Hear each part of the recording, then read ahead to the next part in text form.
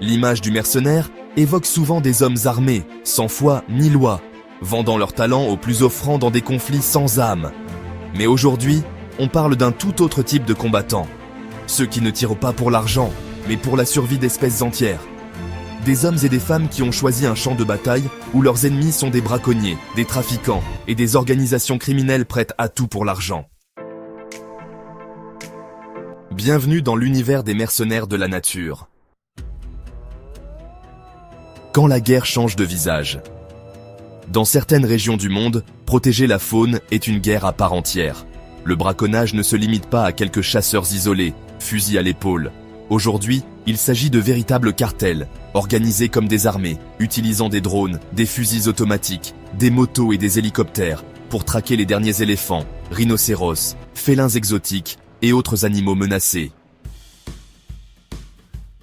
Face à cette menace, certains États, ONG et même réserves privées ont décidé d'employer des spécialistes, des vétérans des forces spéciales, d'anciens militaires ou policiers rompus aux opérations en terrain hostile. Leur mission, protéger les animaux et traquer les braconniers. Leur terrain de jeu, ce sont les immenses réserves africaines, asiatiques et sud-américaines. Ils patrouillent jour et nuit, guettant les moindres signes d'une intrusion. Leur travail ne consiste pas seulement à intercepter les braconniers, mais aussi à sensibiliser les populations locales, à collaborer avec les rangers et à aider les vétérinaires dans les opérations de sauvetage d'animaux blessés. Contrairement aux clichés, ces mercenaires de la nature ne sont pas là pour tuer. Leur mission principale est la dissuasion.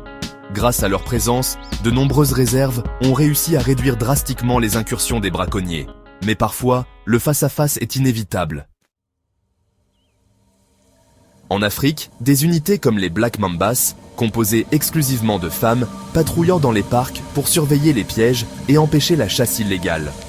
En parallèle, des groupes comme VetPow, fondés par d'anciens soldats américains, travaillent main dans la main avec les rangers locaux pour protéger les espèces menacées.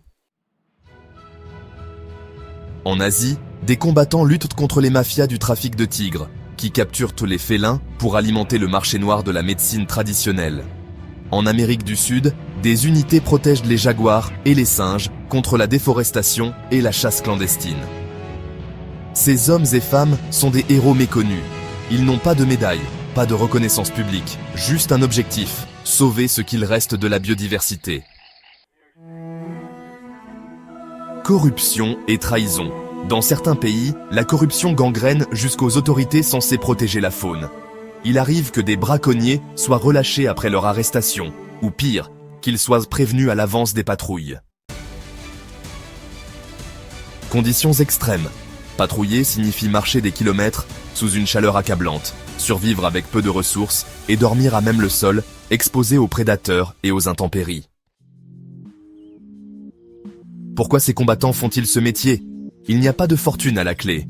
Les mercenaires de la nature sont souvent payés bien moins que s'ils travaillaient pour une armée privée classique. Alors pourquoi risquer leur vie ? Pour l'amour des animaux, pour la justice, pour la planète. Beaucoup sont d'anciens soldats qui, après avoir vécu l'horreur de la guerre, ont décidé de mettre leurs compétences au service d'une cause plus grande.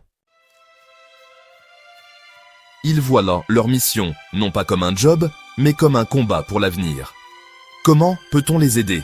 Si leur travail vous touche, voici ce que vous pouvez faire. Soutenir les organisations qui financent ces unités, comme VetPow, Black Mambas ou l'International Anti-Poaching Foundation. Sensibiliser autour de vous. Beaucoup ignorent que derrière les bibelots en ivoire, les sacs en peau d'alligator ou les tigres de cirque, il y a un massacre organisé. Ne pas financer le trafic. Ne prenez pas de selfies avec des animaux sauvages en captivité. Ne visitez pas de pseudo-sanctuaires douteux et refusez tout produit issu d'espèces menacées. Les humains se battent pour des choses qui n'ont pas d'importance, mais ces mercenaires se battent pour la vie elle-même. Moi, Léon, j'ai vu des bipèdes faire beaucoup de bêtises, mais ceux-là, ils méritent un grand miaou de respect. Imaginez un monde sans animaux. Un monde silencieux, sans bruit d'ailes, sans grognement, sans miaulement. Les mercenaires de la nature se battent pour que ce monde n'arrive jamais. Les félins comme moi n'ont pas besoin de trône doré, juste de liberté. Ceux qui nous protègent le savent et risquent tout pour nous donner ce droit. Chapeau bas, bipède. Hector dit « Patate, moi je protège mon jardin contre le facteur. Eux, ils protègent toute une planète contre les méchants. Ce sont mes héros. Je leur donnerai mes plus belles léchouilles. » Pas d'appel à l'abonnement sur ce sujet, pas de vénalité ici. Juste du respect pour ces combattants de l'ombre. La semaine prochaine, je vous donnerai des chiffres concrets sur cette guerre que les médias oublient trop souvent. Léon enquête et vous informe.